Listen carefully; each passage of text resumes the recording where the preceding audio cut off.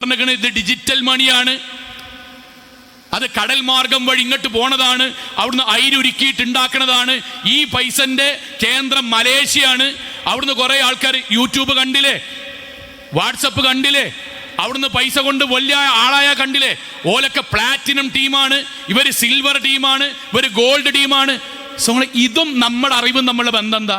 നമുക്കറിയേണ്ട platinum team ആരാന്നാണോ, silver team ആരാന്നാണോ? അല്ല, ഞാൻ കൊടുക്കണ 5 ഉറുപ്പ്യ എവിടുക്കാ പോണ്? അതുകൊണ്ട് ഏത് കച്ചവടം നടത്തുന്നത് ബാക്കിയൊക്കെ അവിടെ കട്ടെ. 100 ലക്ഷമാണ്. 100 ലക്ഷം ഒരു പള്ളി 30 ലക്ഷം കൊണ്ട് ഉണ്ടാക്കുക കൂട്ടരെ. 1 കോടിയാണ് 100 ലക്ഷം അല്ലേ? 2163 കോടി. ഏത് കോടതി പോയിട്ടാണ് കേസെടുക്കുക? ഒരു കോടതിയിലും കേസെടുക്കൂല. കാരണം നിയമവിരുദ്ധമായിട്ടാണ് മഹാഭൂരിപക്ഷവും നിലനിൽക്കുന്നതും പൈസ വാങ്ങണവും. നമ്മളെ മനസ്സിൽ ശൈത്താൻ അങ്ങനെ ഉണ്ടാക്കുക. എന്നിട്ട് എന്താ സംഗതി ചെയ്യാറിയോ? ആൾക്കാരെയൊക്കെ ഇങ്ങനെ വാങ്ങുക, കോടി പൈസക്ക് വാങ്ങുക. എന്നിട്ട് ആദ്യത്തെ ഒരു 10-500 ആൾക്കാർക്ക് അതിൻ്റെ ഓഹരി കൊടുക്കുക. ബാക്കി പൈസ കൊണ്ട് വേറൊരു നാട്ടിൽ അപ്പോഴേക്കും ഗോൾഡൻ വിസയ്ക്ക് വേണ്ടി ഇവരൊക്കെ അപേക്ഷിച്ചിട്ടുണ്ടാകും. ഇവിടെ ഒരു 4-5 മാസം എല്ലാവർക്കും ഇങ്ങനെ കൊടുത്ത്, അല്ലെങ്കിൽ ഒരു 8 മാസം കൊടുക്കുമ്പോഴേക്കും മറ്റൊരു രാജ്യത്ത് താമസിക്കാനുള്ള ഭൂമിയും വാങ്ങി, അവിടെ വിസയും വാങ്ങി, അവിടെ വീടും വാങ്ങി, ഒരാഴ്ച രാമായണം ഇവിടുന്ന് പോകുക. ഈ നാട്ടിലത്തെ മനുഷ്യന്മാർ രാവിലെ എഴുന്നേറ്റ് നോക്കുമ്പം കടല്ല, ഓൺലൈനിലെ മോട്ടിവേഷൻ കോച്ച് എന്താ ഇതുമില്ല, അതുവരെ DP ആക്കിയിരുന്ന കോട്ടിട്ടാല ടയ്യുമില്ല, ഒന്നുമില്ല.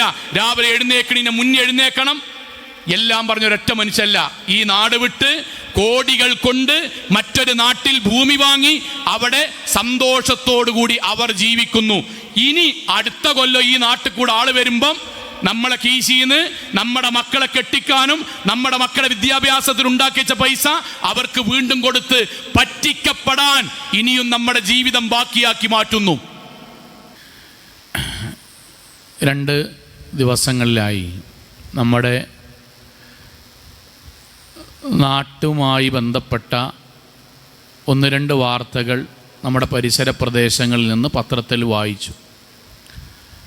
ആ വായനയിൽ വന്ന ഭാഗം, 2 പണമിടപാട് സ്ഥാപനങ്ങൾ പൂട്ടി. രാവിലെ അതിലെ ജീവനക്കാർ വന്നപ്പോഴാണ് സ്ഥാപനം പൂട്ടിയതായി കണ്ടത്. അതിൽ പണം നിക്ഷേപിച്ച ഒരുപാട് ആളുകൾ അവർ ഒന്നിച്ച് കേസുകൾക്ക് പോവുകയും എന്നാൽ അതിനൊരു ഫലം കാണാത്തൊരവസ്ഥ കാണുകയും ചെയ്യുന്നു തുടങ്ങിയ പത്രവാർത്തകൾ കഴിഞ്ഞൊരു 3 ദിവസമായി നമ്മുടെ പരിസരങ്ങളിലടക്കം നമ്മൾ വായിച്ചു. നമ്മുടെ ഒരു അറിവ് ശരിയാണെങ്കിൽ നമ്മുടെ ഒരു ആയുഷ്കാലത്തിനിടയിൽ പണം നിക്ഷേപിച്ച് അതിൽ വഞ്ചിതരാകുന്ന 100-ലധികം സംഭവങ്ങളെങ്കിലും നമ്മുടെ ജീവിതത്തിൽ നമ്മൾ കേട്ടിട്ടുണ്ടാകും, നമ്മുടെ അനുഭവത്തിലുണ്ടാകും, നമ്മുടെ കൂട്ടുകാരോ കുടുംബക്കാരോ പെട്ടിട്ടുമുണ്ടാകും. പ്രവാചകൻ സല്ലല്ലാഹു അലൈഹി വസല്ലം പറഞ്ഞ ഒരു സുപരിചിതമായ വാക്ക് നമ്മൾക്ക് ഹൃദ്യസ്ഥമാണ്, നമുക്കൊക്കെ അറിയണൊരു വാക്കാണ്. അതിൻ്റെ മലയാളം അറിയും. റസൂലുള്ളാഹിൻ്റെ വാക്ക് ഇങ്ങനെയാണ്: ലാ യുദ്ലഉൽ മുഅ്മിനു മിൻ ജുഹരിൻ വാഹിദിൻ മറത്തൈൻ. ഒരു വിശ്വാസിയായ മനുഷ്യൻ ഒരു മാളത്തിൽ നിന്നു തന്നെ 2 തവണ കടികൊള്ളുകയില്ല. ഇതിൻ്റെ മലയാളം നമുക്കറിയാം. പക്ഷേ സാമ്പത്തികമായ ഈ വിഷയത്തിൽ നമ്മുടെ അറിവ് പരിശോധിക്കുകയാണെങ്കിൽ 10, 20, 100 തവണ കടികൊണ്ടിട്ടും വീണ്ടും അതേ മാളങ്ങളിലേക്ക് തന്നെ കയ്യും കാലും ശരീരവും വെച്ചു കൊടുക്കുന്ന ഒരു സ്ഥിതിവിശേഷം നമ്മളിൽ ആവർത്തിക്കപ്പെട്ടുകൊണ്ടിരിക്കുന്നു എന്നത് സങ്കടകരമാണ്. നമ്മുടെ ജില്ല മാത്രമെടുത്താൽ എത്ര കുടുംബങ്ങൾ, എത്ര വ്യക്തികൾ ഇന്നും നാട് വിട്ട് എവിടെയാണ് എന്ന് പോലും അറിയാതെ പോയവരുണ്ട്. ചിലർ നാട്ടിൽ നിൽക്കാൻ കഴിയാത്ത വിധം അപമാനം കൊണ്ട് പോയവരാണ്.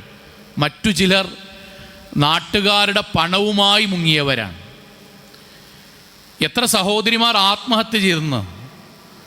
കാരണം ഭർത്താവ് പോലും അറിയാതെ കുടുംബത്തിന് വേണ്ടി തൻ്റെ സമ്പത്തോ തൻ്റെ ആഭരണങ്ങളോ വീട്ടിലേക്ക് കോട്ടുമിട്ട് വന്ന ആൾക്ക് കൊടുത്തതാണ്. സഹോദരിയുടെ മനസ്സിൽ നല്ല ഉദ്ദേശമാണ്. ഇക്കാക്ക വരുമ്പോഴേക്കും, മക്കൾ വലുതാകുമ്പോഴേക്കും ഇതൊന്ന് ഇരട്ടിച്ച് കാണണം, ഒന്ന് സമ്പത്ത് വർദ്ധിച്ചു കാണണം, കയ്യിൽ വെച്ചിട്ട് കാര്യമില്ലല്ലോ എന്ന സതുദ്ദേശം കൊണ്ടാണ്. പക്ഷേ പറ്റിക്കപ്പെട്ടു. തൻ്റെ സമ്പത്ത് കാക്ക പോലും അറിയാതെയാണ് കൊടുത്തത് എന്ന് കുടുംബം അറിഞ്ഞാൽ താൻ അപമാനിതയാകും എന്ന് അറിഞ്ഞിട്ട് ആത്മഹത്യ ചെയ്ത സഹോദരിമാരുണ്ട്.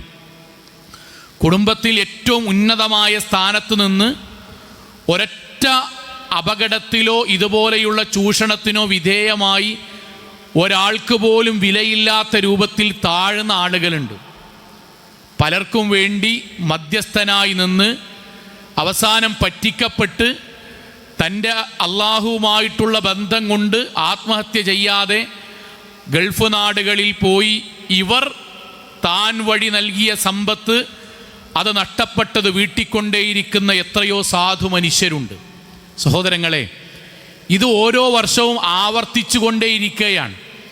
പക്ഷെ ഇവിടെ നമ്മൾ അറിയേണ്ട ഒരു കാര്യം, എന്നിട്ടും എങ്ങനെയാണ് നിസ്കരിക്കുന്ന, നോമ്പ് നോൽക്കുന്ന വിശ്വാസികളായ നമ്മളും നമ്മുടെ കുടുംബവും ഇത്തരം കാര്യങ്ങളിൽ ഉൾപ്പെട്ടു പോകുന്നു എന്ന സങ്കടകരമായ കാര്യം നമ്മൾ മറച്ചു വെച്ചിട്ട് കാര്യമില്ല.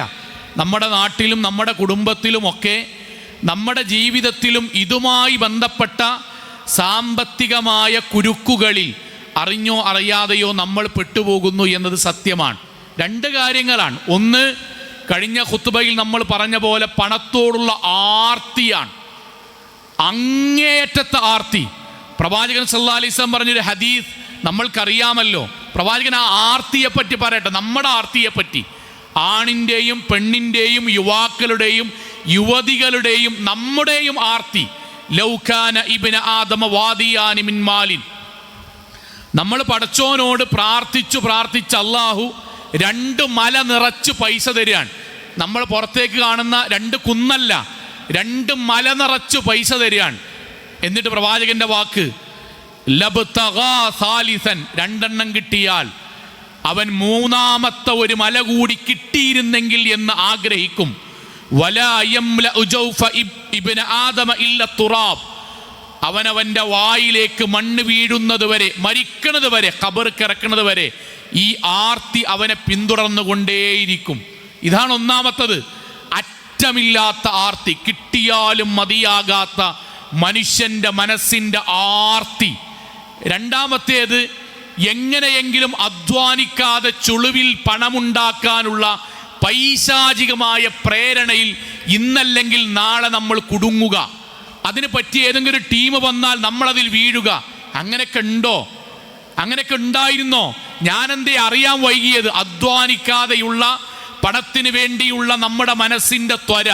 ഈ 2 കാരണങ്ങൾ കൊണ്ട് ഒരു കാലഘട്ടം വരെ പിടിച്ചു നിന്നവരും പിന്നീട് കാണാം ഇത്തരം ചതിക്കുഴികളിൽ അറിഞ്ഞോ അറിയാതെയോ പെട്ടുപോകുന്നു. സമ്പത്ത് നഷ്ടമാകുന്നു, വീട് നഷ്ടമാകുന്നു, അഭിമാനം നഷ്ടമാകുന്നു, നാട് വിടേണ്ടി വരുന്നു, ചിലർ ആത്മഹത്യ ചെയ്യുന്നു. സഹോദരങ്ങളെ, ഇവിടെ വിശ്വാസികളായ നമ്മൾ അറിയേണ്ട പ്രധാനപ്പെട്ട 1-2 പാഠങ്ങളുണ്ട്. നമ്മൾ ഉൾപ്പെടാതിരിക്കാൻ, നമ്മുടെ വീട്ടിൽ അതിൻ്റെ പേരിൽ സങ്കടങ്ങൾ ഉണ്ടാകാതിരിക്കാൻ, നമ്മളെ അറസ്റ്റ് ചെയ്ത് കൊണ്ടുപോകാതിരിക്കാൻ, നമ്മൾ 10-20 കൊല്ലം അധ്വാനിച്ച സമ്പത്ത് ഏതെങ്കിലും ചതിയന്മാരുടെ കൈകളിൽ കൊടുത്ത് അപമാനിതനായി മക്കളുടെ മുന്നിൽ പോലും തല ഉയർത്തി നടക്കാൻ കഴിയാത്ത അപമാനത്തിൻ്റെ സ്ഥിതിവിശേഷം വരാതിരിക്കാൻ നമ്മൾ അറിയേണ്ട വിശ്വാസികൾ എന്നുള്ള നിലക്ക് നമ്മൾ അറിയേണ്ട 1-2 കാര്യങ്ങൾ. സഹോദരങ്ങളെ, ഇതെല്ലാം സംഭവിക്കുന്നത് നമ്മുടെ സമ്പത്ത് മറ്റുള്ള ആളുകളെ നമ്മൾ ബിസിനസ്സുമായി ബന്ധപ്പെടുത്തി നമ്മൾ ഷെയർ ചേരുമ്പോഴാണ്. വ്യത്യസ്തങ്ങളായ കാര്യങ്ങളാകാം, പക്ഷേ നമ്മുടെ സമ്പത്ത് കൊണ്ടാകാം, ശരീരം കൊണ്ടാകാം. നമ്മൾ ഒരു മേഖലയിലേക്ക് നമ്മൾ പാർട്ട്ണറായി ചേരുന്നു, നമ്മുടെ സമ്പത്ത് അതിൽ നിക്ഷേപിക്കുന്നു. ഇസ്ലാം അതിനെ പറയുന്ന വാക്ക് മുഖാറബ എന്നാണ്. അത് ഇസ്ലാമിൽ അനുവദനീയമാണ്. പ്രവാചകൻ സല്ലല്ലാഹു അലൈഹി വസല്ലമ വിവാഹം കഴിക്കുന്നതിന് മുമ്പ് ഖദീജ റളിയല്ലാഹു അൻഹയുമായി നടത്തിയിട്ടുള്ള സാമ്പത്തിക ഇടപാട് മുഖാറബയായിരുന്നു. ഒരാളുടെ അധ്വാനവും മറ്റൊരാളുടെ പണവും. അത് വേണമെങ്കിൽ ഒരാളുടെ പണത്തിൻ്റെ കൂടെ നമ്മുടെ പണവും അതിൽ ഉൾപ്പെടുക എന്നതും ഇസ്ലാം അനുവദിച്ച കാര്യമാണ്. അതിൽ യാതൊരു സംശയവുമില്ല. പക്ഷേ അതിൽ നമ്മൾക്ക് ഹലാലാകണമെങ്കിൽ, ശരിക്കും ഉമ്മമാരടക്കം കേൾക്കാനാണ്, നമ്മുടെ സമ്പത്ത് ഒരു ഷെയറിൽ നമ്മൾ ചേരുമ്പോൾ ഏതെങ്കിലും ഒരാൾക്ക് നമ്മുടെ സമ്പത്തോ പണ്ടമോ പറമ്പോ സാമ്പത്തികമായി എന്തെങ്കിലും ഒരു കാര്യമോ നമ്മൾ വരുമാനത്തിന് വേണ്ടി കൊടുക്കുമ്പോൾ അത് ഹലാലാകണമെങ്കിൽ 4 കാര്യങ്ങൾ അതിൽ പ്രധാനമാണ്. ആ 4 കാര്യങ്ങൾ നമ്മൾ പരിശോധിക്കണം, ഉറപ്പുവരുത്തണം. എന്നിട്ട് നമ്മൾക്ക് തീരുമാനിക്കാം ചേരണമോ ചേരണ്ടയോ എന്ന്. അതിലൊന്നാമത്തേത് ഹലാലായ മാർഗത്തിലാകണം. രണ്ടാമത്തേത് ലാഭനഷ്ടങ്ങളിൽ നമ്മൾക്ക് പങ്കുണ്ടാകണം. മൂന്നാമത്തേത് കൃത്യമായ തുക ഇന്ന ലാഭമാണ് എന്ന് ക്ലിപ്തപ്പെടുത്താൻ പാടില്ല. നാലാമത്തേത് വ്യക്തമായി അറിയണം അതുമായി ബന്ധപ്പെട്ട മുഴുവൻ കാര്യങ്ങളും. സഹോദരങ്ങളെ, ഒന്നാമത്തതിൽ ഹലാലായ മാർഗത്തിലാകണം നമ്മുടെ സമ്പത്ത് നമ്മൾ ചിലവഴിക്കേണ്ടത്. അഥവാ നാട്ടിലൊരു കച്ചവടം നടക്കുന്നു, ഒരു സാമ്പത്തികമായ ആളുകളിൽ നിന്ന് ഷെയർ ചോദിക്കുന്നു. ആ ചെയ്യുന്ന ഏർപ്പാട് ഇസ്ലാം അനുവദിച്ച മാർഗത്തിലാകണം. അത് അള്ളാഹു നിരോധിച്ചതാകരുത്. കള്ളിന് വേണ്ടി പൈസ എടുക്കാൻ പാടില്ല, പലിശക്ക് വേണ്ടി പൈസ എടുക്കാൻ പാടില്ല, അതേപോലെ വ്യഭിചാരത്തിന് വേണ്ടി പൈസ എടുക്കാൻ പാടില്ല, സ്വർണ്ണക്കടത്തിന് വേണ്ടി പൈസ എടുക്കാൻ പാടില്ല, കള്ളക്കടത്തിന് വേണ്ടി പൈസ എടുക്കാൻ പാടില്ല. ആളുകളെ ചതിക്കുന്ന, വഞ്ചിക്കുന്ന, പറ്റിക്കുന്ന സാധുക്കളായ മനുഷ്യന്മാർക്ക് കണക്കറിയാത്ത ആളുകളെ വഞ്ചിക്കുന്ന ഒരു ഏർപ്പാടുണ്ട് എന്നാണ്. അതാണ് ആ ബിസിനസിന്റെ രത്നച്ചുരുക്കമെങ്കിൽ അതിൽ നമ്മുടെ സമ്പത്ത് നിക്ഷേപിക്കാൻ പാടില്ല.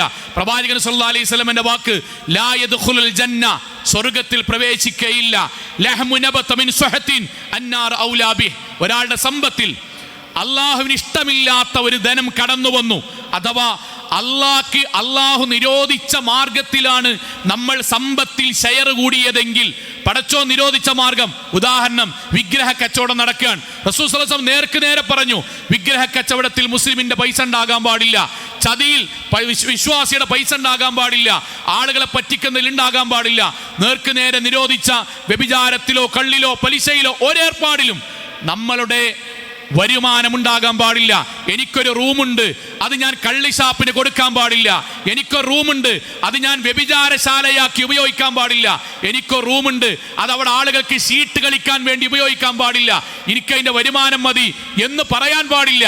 മറിച്ച് നമ്മൾ ചെലവഴിക്കുന്ന സമ്പത്ത് ചേരുന്ന ഏർപ്പാട് അള്ളാഹു ഹലാലാക്കിയതാകണം. ഖുർആനിന്റെ വാക്ക്, യാ യുഹന്നാസ്, മനുഷ്യരെ, കുലൂ മിമ്മാ ഫിൽ അർളി ഹലാലൻ ത്വയ്യിബൻ, നിങ്ങൾ കഴിക്കുന്നത് ഹലാലുമാകണം, ത്വയ്യിബുമാകണം, ഹലാലാകണം. ഒന്നാമത്തെ നിബന്ധനയാണ്.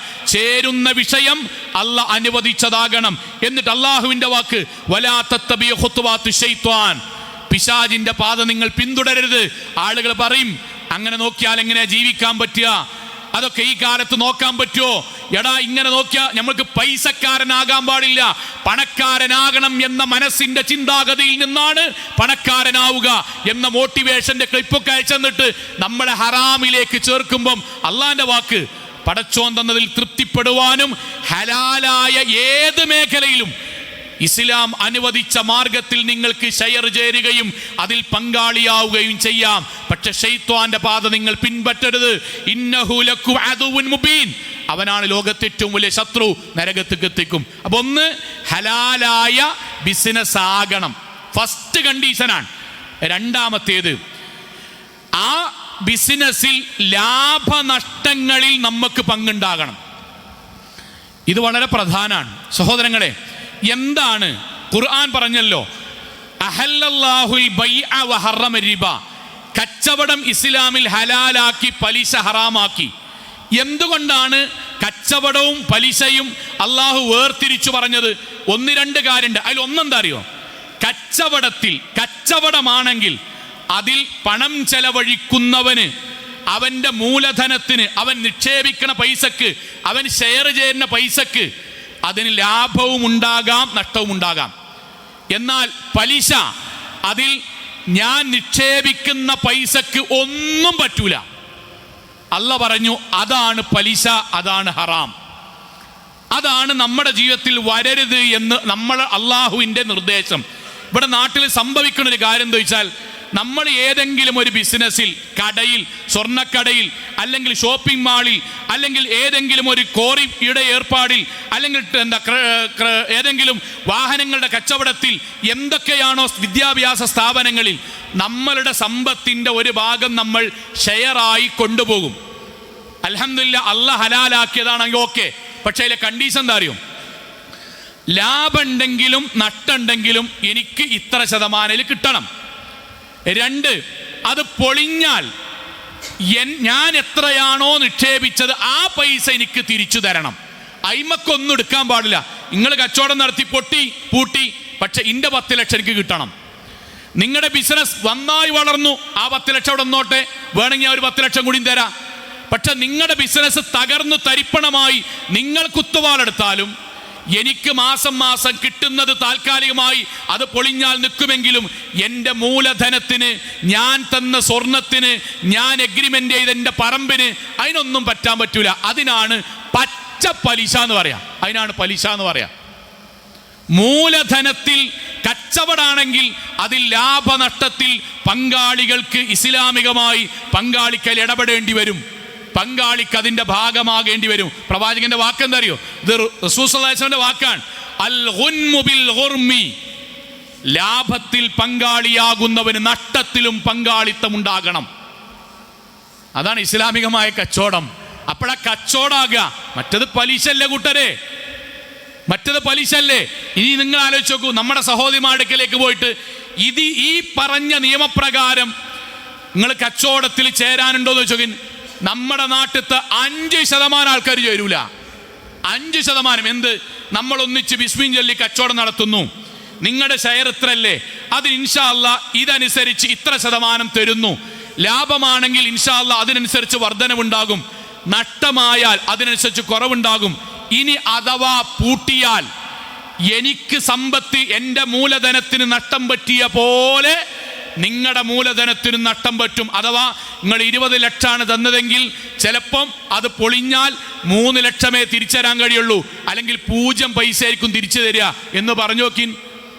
ഇപ്പൊ ചേർന്നതിൽ 5% ആൾക്കാർ ചേരൂല. കാരണം എന്താ അറിയോ? മറ്റത് പേര് മാറ്റിയിട്ട്, പലിശന്റെ പേര് മാറ്റിയിട്ട് പുതിയ സമ്പ്രദായം കൊണ്ടുവരിക, എന്നിട്ട് ലാഭം മാത്രം വാങ്ങുക, നഷ്ടം പറ്റിയാൽ മൂലധനം തിരിച്ചെടുക്കുക. അത് മതവിരുദ്ധമാണ്, പലിശയാണ്. ആരെങ്കിലും അറിവില്ലായ്മ കൊണ്ട് ചേർന്നിട്ടുണ്ടെങ്കിൽ മാനദണ്ഡങ്ങൾ പാലിച്ച് പെട്ടെന്ന് അവിടെ നിന്ന് സമ്പത്ത് പിൻവലിക്കേണ്ടതാണ്. ഇതാണ് ഇസ്ലാം പറഞ്ഞ 2ാമത്തെ കാര്യം. ലാഭനഷ്ടങ്ങളിൽ പങ്കാളിയാകണം, മൂലധനമടക്കം. 3ാമത്തെ കാര്യം, കൃത്യമായ ലാഭത്തിന്റെ തുക എഴുതാൻ പാടില്ല. കൃത്യമായ ലാഭത്തിന്റെ തുക, മറിച്ച് കച്ചവടം നടക്കുന്നതിൻ്റെ ഇത്ര ലാഭത്തിന്റെ ഇത്ര ശതമാനമാണ് എന്നതാണ് വരേണ്ടത്. ഉദാഹരണം ഞങ്ങൾ ഷോപ്പിംഗ് മാൾ നടത്തുകയാണ്.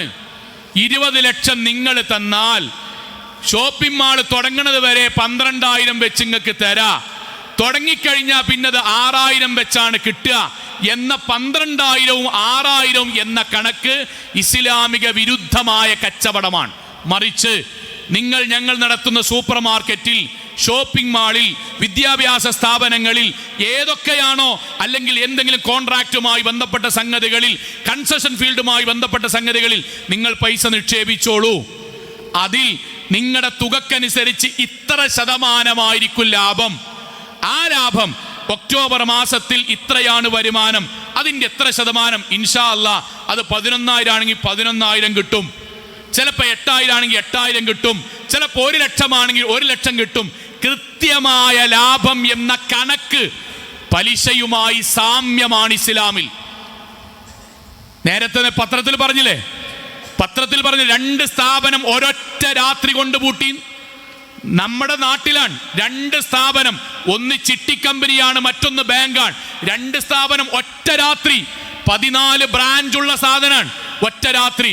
എന്താണതിൽ പറഞ്ഞ വാക്കറിയോ? 1 ലക്ഷം രൂപക്ക് 13,000 രൂപ എല്ലാ വർഷവും ലാഭം കിട്ടുന്നത് കൊണ്ട് തന്നെ പല ആളുകളും ഇതിൽ സമ്പത്ത് നിക്ഷേപിച്ചിട്ടുണ്ട്.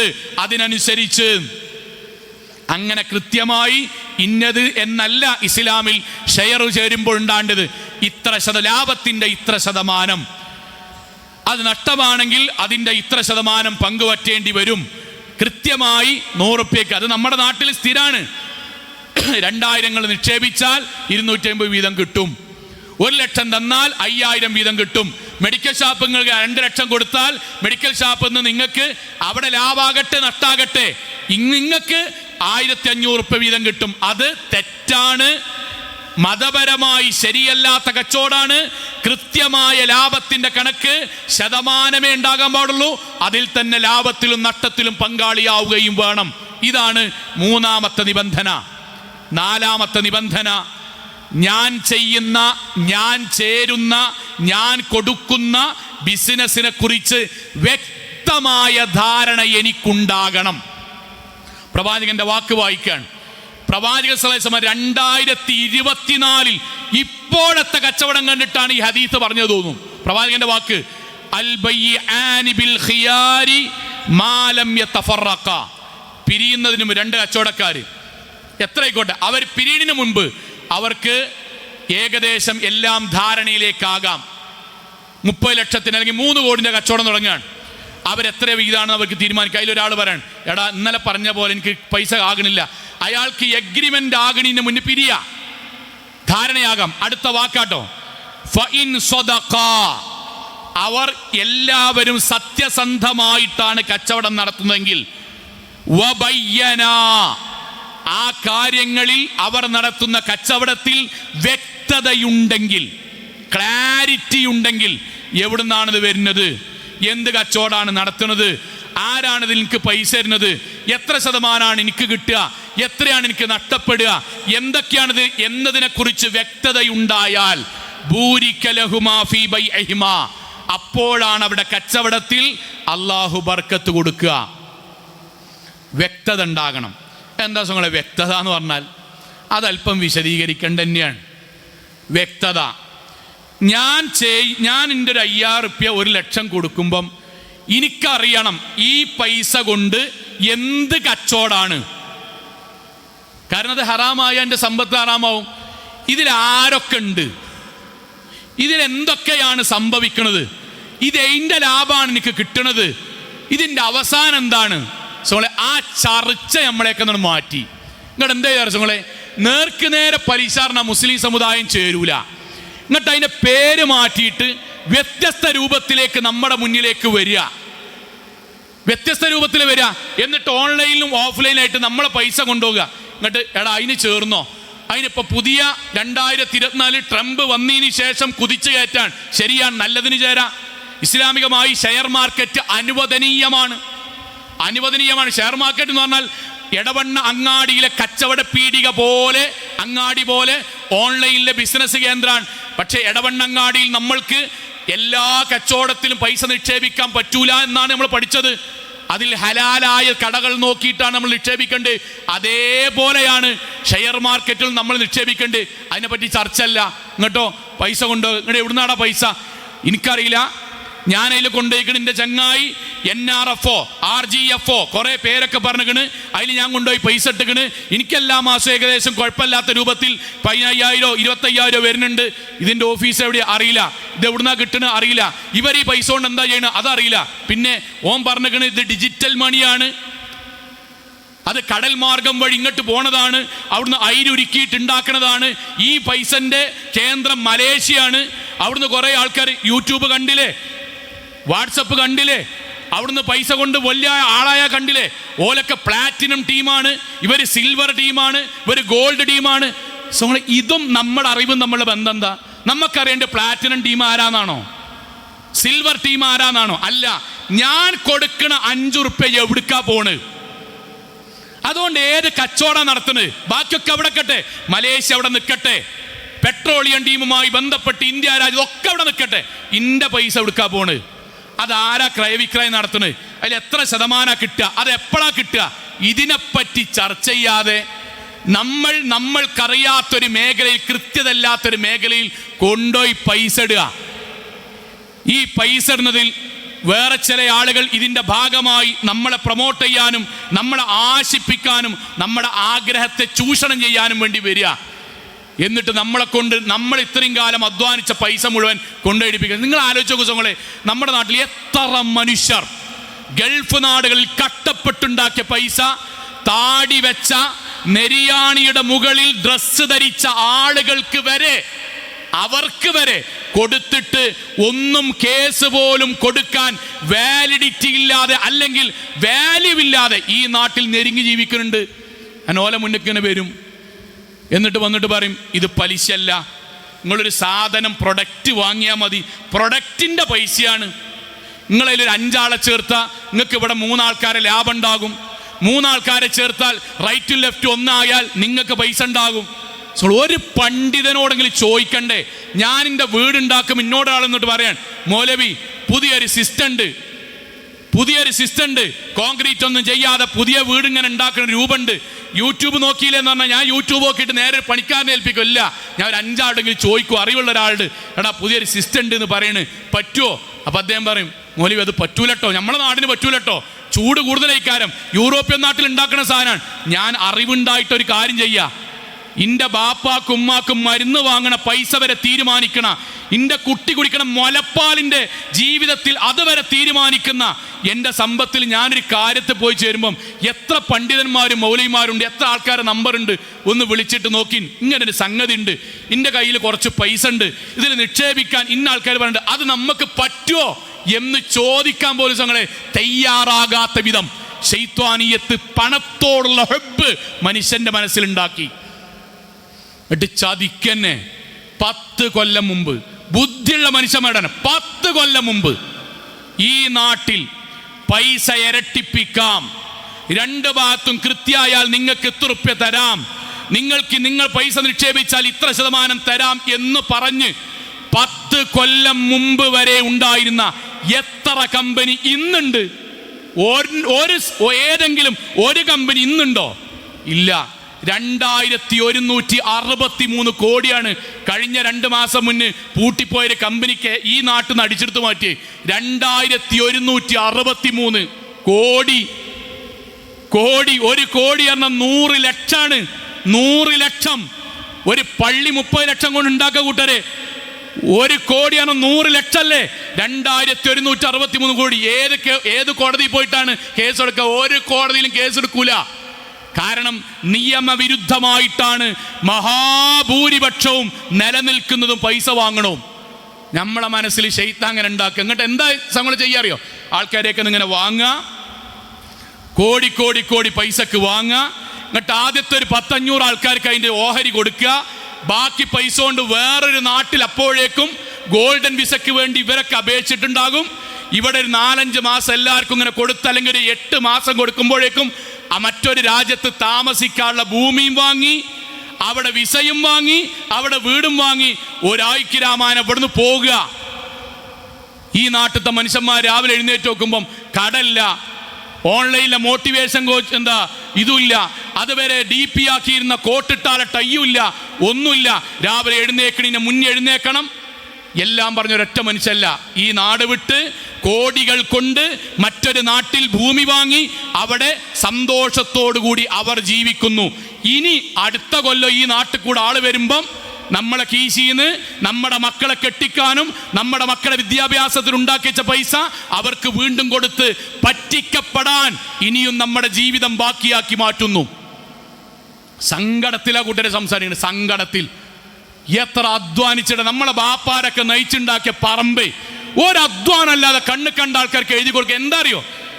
ഇതേപോലെ വരും. ഒരു കാര്യം, പുതിയ കാലത്തെ ബിസിനസ് എന്താ അറിയോ? പുതിയ കാലത്തെ ബിസിനസ് ആത്മീയ നേതാക്കന്മാരെ മുന്നിൽ നിർത്തുക. ലളിതമായിട്ട് വരാൻ നമ്മുടെ നാട്ടിൽ ഏതെങ്കിലും ബിസിനസ്സിൽ ഈ നാട്ടിലത്തെ മുസ്ലിമീങ്ങളെ കിട്ടണമെങ്കിൽ എന്താ മുസ്ലിമീങ്ങളെ കിട്ടണമെങ്കിൽ ചെയ്യേണ്ടി? ഏതെങ്കിലും മൗലവി കുറച്ച് താടിയൊക്കെ ഉള്ള 5 വക്ത് നിസ്കരിക്കേണ്ട മൗലവിനെ എന്തെങ്കിലും പറഞ്ഞിട്ട് അതിൻ്റെ ഭാഗമാക്കുക. അദ്ദേഹത്തിൻ്റെ ഫോട്ടോ എടുക്കുക. ഇദ്ദേഹം ചേർന്നിട്ടുണ്ട്, ഇദ്ദേഹം മൗലാനയാണ്, ഇദ്ദേഹം പണ്ഡിതനാണ്, ഇദ്ദേഹം ചേർന്നിട്ടുണ്ട്. എന്നിട്ട് എവിടെയെങ്കിലും AC ഹാൾക്ക് വിളിക്കുക.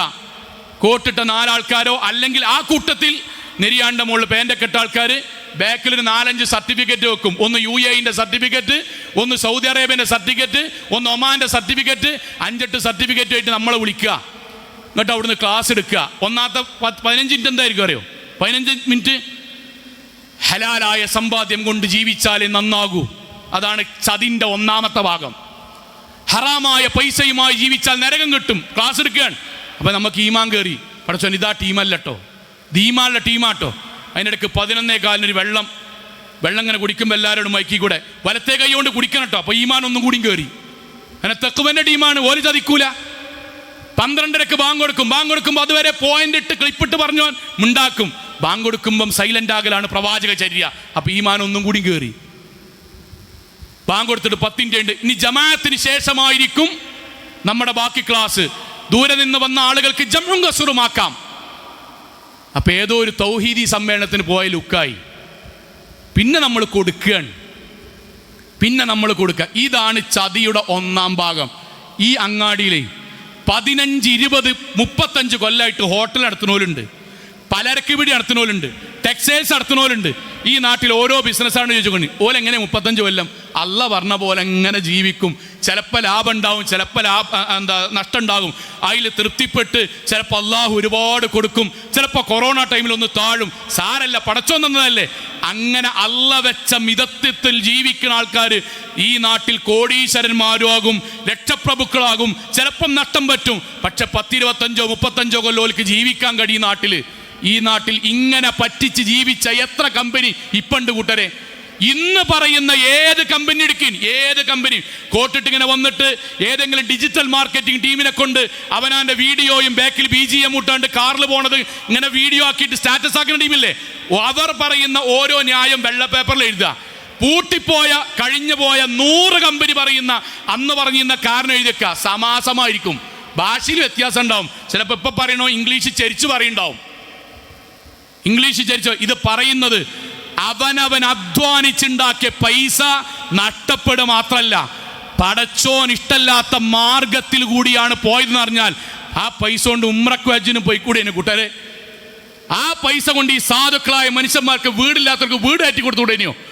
അതുകൊണ്ട് പള്ളിയിൽ നിൽക്കാൻ സ്ഥലമില്ലാത്ത ഭാഗത്ത് പള്ളിക്ക് വേണ്ടി 5 സെന്റ് കൊടുത്തുകൂടേനോ? മരിക്കുന്നത് വരെ മരിച്ചു കഴിഞ്ഞാലും ആ പള്ളിയിൽ നിസ്കരിക്കുന്ന ആൾക്കാരെ കൂലിട്ടൂലായിരുന്നോ? ആർത്തി കൊണ്ട് ശൈത്വാനിയത്ത് ബാധിക്കാൻ കുറെ മനുഷ്യന്മാരെ പറ്റിക്ക സങ്കടം കൊണ്ടാണ്. വീണ്ടും പറയാം, നമ്മളതിൽ പെടരുത്, ചതിയിൽ പെടരുത്. മോഹവലയമാണ്. അതിൽ ചേർന്ന 4-5 ആൾക്കാർക്ക് എന്ത് ചെയ്യാ രസങ്ങളെ?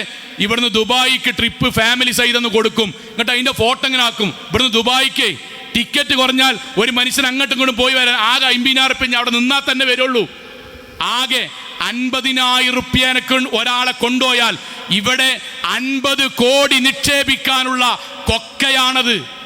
ഓനെ കൊണ്ടയിലേ ഓൻ മിഞ്ഞാന്ന് ചേർന്നിട്ടുള്ളൂ. 3-ാം ദിവസമായപ്പോൾ അതിന് ടാർജറ്റ് പൂർത്തിയാക്കി. ഇപ്പം മലേഷ്യയിലാണ്. ഇങ്ങനെ നിന്നോ? നമ്മളെ മനസ്സിലിങ്ങനെ ഇടുക, എന്നിട്ട് നമ്മളെ മനസ്സിലിങ്ങനെ കുത്തുക. എന്ത് ഇങ്ങനെ പോയാൽ എവിടുക്കാടാ എത്തുക? ഇങ്ങനെയൊക്കെ ആയ എന്താകുക? ഈ നാട്ടിലുള്ള ഓരോ വാപ്പാട് വെച്ചോക്കെ എങ്ങനെ മക്കളെ കെട്ടിച്ച് അങ്ങനെ തന്നെ കെട്ടിച്ചാൽ മതി. ഹലാലായ മാർഗത്തിൽ അള്ളാഹ് ബറക്കത്താണ് തരും. അവിടെ നമ്മൾ ഏതെങ്കിലും ബിസിനസ്സിലേക്ക് ചേരുന്നതിൻ്റെ മുമ്പ് പണ്ഡിതന്മാരോട് ചോദിക്കുക. അൽ അജലത്തു മിനശ് ശൈത്വാൻ, ധൃതി കാണിച്ച് ഏതെങ്കിലും ഒരു സംരംഭത്തിൽ ചോദിക്കാൻ പോലും നിൽക്കാതെ. കാരണം ബാക്കിൽ ഇങ്ങനെ കാണും, ഇപ്പോൾ 30 മിനിറ്റിനുള്ളിൽ ചേർന്നാൽ നിങ്ങൾക്ക് പകുതി റിഡക്ഷൻ. അപ്പം ഇങ്ങനെ നെഞ്ചിൽ ബേജാറായി, പടച്ചോനതെങ്ങാൻ ഇപ്പം ഈ 30 മിനിറ്റിന് കഴിഞ്ഞ് ഈ ഓഡിറ്റോറിയത്തിൻ്റെ പുറത്തേക്കെങ്ങാൻ ഇറങ്ങിയാൽ ഈ ഓഫർ കിട്ടൂലേ, ബേജാറാക്കുക. അൽ അജലത്തു മിനശ് ശൈത്വാൻ, ശൈത്വാൻ ആണ് ധൃതിപ്പെടുത്താൻ വേണ്ടി നമ്മളെ കൂടെ ഉണ്ടാകുക. സഹോദരങ്ങളെ, പറഞ്ഞത് 4 കാര്യങ്ങൾ ഒരു ഷെയർ കച്ചവടത്തിൽ ഉണ്ടാകണം. 1, അല്ലാഹ് ഹലാലാക്കിയ മാർഗത്തിലാകണം. 2-മത്തേത് ലാഭത്തിലും നഷ്ടത്തിലും മൂലധനത്തിനടക്കം പങ്കുണ്ടാകണം. 3-മത്തേത് കൃത്യമായ ഇത്രയാണ് ലാഭം എന്ന് എഴുതിയിട്ടല്ല, അത് തെറ്റാണ്, പലിശയുമായി സാമ്യമാണ്, മറിച്ച് ഇത്ര ശതമാനം ലാഭം എന്നാണ് പറയേണ്ടത്. 4-മത്തേത് വ്യക്തതയുണ്ടാകണം. എനിക്ക് കിട്ടുന്ന പൈസ ഇവിടുന്നാണ്, ഇതിൻ്റെ ഓഫീസ് അവിടെയാണ്, ഇത് ഇവിടുന്നാണ്, ഇവൻ ചേർന്നതാണ്, ഓൻ ചേർന്നതാണ് അല്ല, എനിക്ക് ധാരണ ഉണ്ടാകണം. ഈ 4 ഉണ്ടായെങ്കിലേ പടച്ചവന്റെ തൃപ്തി അതിലുണ്ടാകുള്ളൂ. പ്രവാചകന്റെ ഹദീസ്, ഒരാൾ കാര്യങ്ങളൊക്കെ മെല്ലെ മെല്ലെ ഔങ്ങി മറച്ചു വെച്ചു, കള്ളത്തരത്തിൽ കൂടെ ആൾക്കാരേക്ക് പൈസ ഉണ്ടാക്കി, അവിടെ കച്ചവടത്തിൽ പടച്ചോന്റെ ബറക്കത്ത് അല്ലാഹ് എടുത്തു മാറ്റും. പൈസ എങ്ങനെ ഉണ്ടാകും? പക്ഷെ മുങ്ങുമവൻ, തകരുമവൻ, പൊളിയുമവൻ, ഏതെങ്കിലും ഒരു സ്ഥലത്ത് ജപ്തി വരും. അവന്റെ ജീവിതത്തിൽ കുടുംബം അങ്ങാടിയിലേക്ക് ഇറങ്ങേണ്ടി വരും. അങ്ങനത്തെ ഒരു അവസ്ഥ ഉണ്ടാകരുത്. അള്ളാഹു അനുഗ്രഹിക്കുമാറാകട്ടെ. അൽഹംദുലില്ലാഹ് വസ്സലാത്തു വസ്സലാമു അലാ റസൂലില്ലാഹ് വഅലാ ആലിഹി വസഹ്ബിഹി അജ്മഈൻ. അമ്മാ ബഅദ് തഖുല്ലാഹി ഇബാദല്ലാഹ്. ഒരിക്കൽ കൂടി അള്ളാഹുവിനെ സൂക്ഷിച്ചുകൊണ്ട് ജീവിക്കണം എന്ന് എന്നോടെന്ന പോലെ ഓരോരുത്തരോടും ഉണർത്തുകയാണ്. സഹോദരങ്ങളെ, നമ്മൾ സാമ്പത്തികമായ കാര്യങ്ങൾ ഇൻഷാ അല്ലാഹ് ഇനി മറ്റൊരു സമയത്ത് നമ്മൾക്ക് സൂചിപ്പിക്കാം. ഒരുപാട് കാര്യങ്ങൾ നമ്മുടെ പുതിയ കാലഘട്ടത്ത് സംസാരിക്കേണ്ട ഒരുപാട് കാര്യങ്ങളുണ്ട്. ഇൻഷാ അല്ലാഹ് നമ്മൾക്ക് പിന്നീട് സൂചിപ്പിക്കാവുന്നതാണ്. ഇതിൽ ഈ പറഞ്ഞതിൻ്റെ എല്ലാം രത്ന ചുരുക്കം ഈ ഒരൊറ്റ വാചകത്തിൽ അവസാനിപ്പിക്കാൻ, നമ്മൾക്ക് മനസ്സിൽ ശൈത്വാൻ നമ്മളെ നരകത്തിലേക്ക് എത്തിക്കാൻ തോന്നിപ്പിക്കുന്ന പല കാര്യങ്ങളുണ്ട്. ആ കാര്യങ്ങളിൽ നമ്മൾക്കൊരു ജാഗ്രതയുണ്ടാകണം. തന്ന പൈസ അടക്കം നഷ്ടപ്പെടുത്തുന്നൊരവസ്ഥയോ ഹറാമുക്ക് പോണ അവസ്ഥ ഉണ്ടാകരുത്. മഹാനായ സഅദ് ബിൻ അബി വഖാസ് റളിയല്ലാഹു അൻഹു അദ്ദേഹം മകനോട് പറഞ്ഞൊരു വാചകമുണ്ട്. ഈ വാചകം നമ്മുടെ നെഞ്ചത്തുണ്ടാകണം. ഇതാണ് ഇതിനൊക്കെ പരിഹാരം. നമ്മുടെ മക്കൾക്കും പറഞ്ഞു കൊടുക്കണം. നമ്മുടെ കൂടെ നമ്മളെ മക്കളുണ്ടെങ്കിൽ മക്കൾക്കും പറഞ്ഞു കൊടുക്കണം. എന്താ വാക്കുണ്ടറിയോ? യാ ബനിയ, എൻ്റെ പ്രിയപ്പെട്ട മോനെ, ഇതാ ത്വലബത്ത അൽ ഗിന, എടാ പൈസ ഉണ്ടാകണം, വീടുണ്ടാകണം, കാറുണ്ടാകണം, അങ്ങനെയൊക്കെ ആഗ്രഹിക്കുക. ഒരു മനുഷ്യൻ്റെ ആഗ്രഹമല്ല, ഒക്കെ ആഗ്രഹിക്കുക. അങ്ങനെ ആഗ്രഹിക്കുമ്പോഴും അതിനധ്വാനിക്കുമ്പോഴും ഫതുലബുഹു അൽ ഖനാഅ, അല്ല തന്നതിൽ തൃപ്തിപ്പെടാൻ കൂടി അള്ളാഹിനോട് ചോദിക്കണം. ഞാൻ വലിയൊരു വണ്ടി വാങ്ങണം എന്ന് എനിക്ക് ആഗ്രഹമുണ്ട്, ഞാൻ ഇതിനു വേണ്ടി കച്ചവടം ചെയ്യുന്നു. തൽക്കാലം ഇപ്പം അല്ല തന്ന വണ്ടിയില്ലേ, ആ വണ്ടി എന്താണോ അല്ല തരുന്നത്, ഞാൻ അധ്വാനിക്കുമ്പോഴും പരിശ്രമിക്കുമ്പോഴും അല്ല തരുന്നതിൽ തൃപ്തിപ്പെടാനുള്ള മനസ്സുകൂടി സമ്പത്ത് ചോദിക്കുമ്പോൾ ചോദിക്കണം. അല്ലെങ്കിൽ എന്താ സംഭവിക്കാറിയോ? അല്ലെങ്കിൽ ഫഇന്നഹാ മാലുല്ലാ യൻഫദ്, അതാണടാ നമ്മളേക്കൊന്ന് വേർപിരിയാത്ത പൈസ. തൃപ്തിപ്പെട്ട ഒരു മനസ്സുണ്ടാകുമ്പോഴാണ് സമ്പത്ത് ഉപകാരപ്പെടുക. വഇയ്യാക വത്തമ, ആർത്തി ശ്രദ്ധിക്കണം. അതിൻ്റെ അർത്ഥം ഞാൻ ആവർത്തിക്കുന്നു, സമ്പത്ത് നന്നായി ഉണ്ടാക്കണം, കഠിനാധ്വാനം ചെയ്തോളി. കാരണം അതുണ്ടെങ്കിലേ സ്വതക്ക നടക്കുള്ളൂ, നന്മകൾ ചെയ്യാൻ പറ്റുള്ളൂ, നമ്മളെ മക്കൾക്ക് പഠനത്തിന് കഴിയുള്ളൂ. അൽഹംദുലില്ലാഹ്, നന്നായി അധ്വാനിക്കണം. പക്ഷെ അതോടൊപ്പം അല്ല തന്നൊരു തൃപ്തിപ്പെടാനുള്ള മനസ്സുണ്ടാകണം. ആർത്തി ഉണ്ടാകരുത്. ആർത്തി ഉണ്ടായാൽ അദ്ദേഹത്തിൻ്റെ വാക്ക് വഇയ്യാക വത്തമ ഫഇന്നഹു ഫഖറുൻ ഹാദിർ, അതാണടാ ശരിക്ക് ദാരിദ്ര്യം. ആർത്തിയാണ് ദാരിദ്ര്യം. പാൻറ് ഇൻസൈഡ് ചെയ്യും, ഉള്ളിങ്ങനെ ചൂടും പുകെടുക്കും. എന്തേ കാരണം? ഒന്നുമില്ല, കമ്പനി പോരാ, സാധനം ഇട്ട തോന്നിങ്ങട്ടൊരു ഗമ തോന്നണില്ല. വണ്ടി ഇപ്പോൾ ഒരു 6 മാസമായി, ഞാൻ പത്രക്കായ സ്ഥിതിക്ക് മാറ്റാനായില്ലേ, ഓനൊരു സമാധാനമല്ല. അപ്പുറത്തുണ്ടാവും ഓട്ടോറിക്ഷയിൽ പോയാൽ പെണ്ണുങ്ങളെ ഫാത്തിമ, മകൻ്റെ മുബീന്, മകളെ പേര് റാഷിദ, ബാക്കിൽ എഴുതിയാണ്ട് സ്കൂട്ടറിൽ ഇങ്ങനെ പെണ്ണുങ്ങളും കുട്ടികളും കൊണ്ട് ഓട്ടോറിക്ഷയിൽ ഇങ്ങനെ സുഖമായിട്ട് പോകും. ഇപ്പം കാറിൽ BMW നിന്നാണ്ട് പെണ്ണുങ്ങളും ഓനും തമ്മിൽ കച്ചറ. എന്തത് മാറ്റാനായിട്ട് എൻ്റെ പാപ്പ എന്താ ഒന്നും തരാത്ത് കച്ചറ. ഇതാണ് ഫഖർ എന്ന് പറഞ്ഞാൽ. ശരിക്ക് ദാരിദ്ര്യം. AC ഉണ്ട്, ചൂടെടുക്കുക, 2 നേരം ഉണ്ട്, സമാധാനം ഉണ്ടാകാതെക്കുക. നമ്മളെ അയിമക്ക് പോകരുത്. യുവാക്കളെ, നാട്ടിൽ നടക്കുന്ന എല്ലാ സംഗതികളിലും നമ്മൾ എന്ത് ചെയ്യുക? നമ്മൾക്ക് സമ്പത്ത് നിക്ഷേപിക്കാൻ ഒരു ജോലി കയറുമ്പോഴോ അറിയുന്ന പണ്ഡിതന്മാരോട് ചോദിക്കുക. എന്നിട്ട് ധൃതി പിടിക്കാതിരിക്കുക. ധൃതി ഇല്ലാതിരുന്നാൽ തന്നെ നമ്മളെ ഹലാലിലേക്ക് എത്തിക്കാൻ കഴിയും. അവസാനത്തെ വാക്ക് അൽ ഖനാഅ, തൃപ്തിയാണ്. അല്ല തന്നതുകൊണ്ട് തൃപ്തിപ്പെടാൻ, ചെറുതാകട്ടെ വലുതാകട്ടെ, അത് തൃപ്തിപ്പെടാനുള്ള മനസ്സുണ്ടായ അൽ ഖനാഅത്തു മാലുൻ ലാ നുഫാദു ലഹു, അതാണ് ഉപകാരപ്പെടുന്ന പൈസ ഉണ്ടാകുക. കുട്ടികൾക്കും മക്കൾക്കും കുടുംബത്തിനും അതാണ് നമ്മളെ വേർപിരിയാത്ത പൈസ. അള്ളാഹു അനുഗ്രഹിക്കുമാറാകട്ടെ. നമ്മുടെ ജീവിതത്തിൽ വന്നുപോയ ചെറുതും വലുതുമായ മുഴുവൻ തെറ്റുകുറ്റങ്ങളും റഹ്മാനായ നാഥ നീ ഞങ്ങൾക്ക് വിട്ടുപുറത്ത് മാപ്പാക്കി തരണമേ റഹ്മാനെ. കത്തിയാൾ നരകത്തിൽ നിന്നും കഠിനമായ ശിക്ഷയിൽ നിന്നും അതിശക്തമായ പരലോകത്തിൽ വിചാരണയിൽ നാഥ നീ ഞങ്ങളെല്ലാവരെയും കാത്തുരക്ഷിക്കണമേ റഹ്മാനെ. അള്ളാഹുവേ, അംബിയാ മുർസലീങ്ങളുടെ കൂടെ സ്വർഗത്തിൽ ഒരുമിച്ച് ചേരാൻ നാഥ നീ ഞങ്ങൾക്കും ഞങ്ങളുടെ കുടുംബത്തിനും തൗഫീഖ് നൽകണമേ റഹ്മാനെ. അള്ളാഹുവേ, അറിവില്ലായ്മ മൂലമോ പഠനത്തിൻ്റെ കുറവ് മൂലമോ ഞങ്ങളുടെ സമ്പത്തിൽ ഹറാമായ പല സമ്പാദ്യങ്ങളും ചെറുതോ വലുതോ ആയ രൂപത്തിൽ കയറി വന്നിട്ടുണ്ടെങ്കിൽ റഹ്മാനായ നാഥ, ഗഫൂറായ നാഥ, വദൂദായ നാഥ, അതിൽ നിന്ന് ഞങ്ങൾക്ക് പിന്മാറുവാനുള്ള ഈമാനും പൂർണ്ണമായ ശുദ്ധിയോടുകൂടി നിന്നെ കണ്ടുമുട്ടുവാനുള്ള തൗഫീഖും നീ ഞങ്ങൾക്ക് നൽകി അനുഗ്രഹിക്കണമേ റഹ്മാനെ. അള്ളാഹുവേ, നീ നൽകിയ സമ്പത്തിൽ തൃപ്തിപ്പെടാനുള്ള നല്ല മനസ്സ് നാഥ നീ ഞങ്ങൾക്ക് പ്രദാനം ചെയ്യണമേ റഹ്മാനെ. അള്ളാഹുവേ, ആർത്തിയോടുകൂടി ജീവിച്ച് ദുനിയാവും പരലോകവും നഷ്ടപ്പെടുന്ന ഹതഭാഗ്യവാന്മാരിൽ നാഥ നീ ഞങ്ങളെയും ഞങ്ങളുടെ കുടുംബത്തെയും കാത്തുരക്ഷിക്കണമേ റഹ്മാനെ. അള്ളാഹുവേ, ഞങ്ങളുടെ മാതാപിതാക്കൾ, ഉസ്താദുമാർ, ഗുരുനാഥന്മാർ, ഞങ്ങളെ ചെറുപ്പത്തിൽ ഒരുപാട് നോക്കിയവരും സഹായിച്ചവരും നാഥ നീ അവർക്കെല്ലാം സ്വർഗം നൽകി അനുഗ്രഹിക്കണമേ റഹ്മാനെ. അള്ളാഹുവേ, ഞങ്ങളുടെ മക്കളിലൂടെ നീ ഞങ്ങൾക്ക് സമാധാനവും സന്തോഷവും കൺകുളിർമയും പ്രദാനം ചെയ്യണമേ റഹ്മാനെ. അള്ളാഹു, ഞങ്ങളുടെ വരുമാനങ്ങളിൽ നീ ബർക്കത്ത് ചൊരിയണമേ റഹ്മാനെ. അള്ളാഹു, ഞങ്ങളുടെ വരുമാനങ്ങളിൽ ബർക്കത്തും വർധനവും ചൊരിയണമേ റഹ്മാനെ.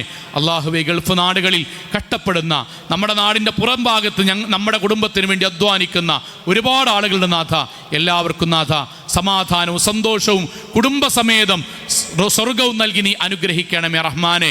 അല്ലാഹുമ്മ ഗഫിർ മിനൽ മുഅ്മിനാത്ത് വൽ മുസ്ലിമീന വൽ മുസ്ലിമാത്ത് അൽ അഹ്യാഉ മിൻഹും വൽ അംവാത്ത് ഇന്നക മുജീബു ദഅവാതി യാ ഖാദിയൽ ഹാജാത്ത്.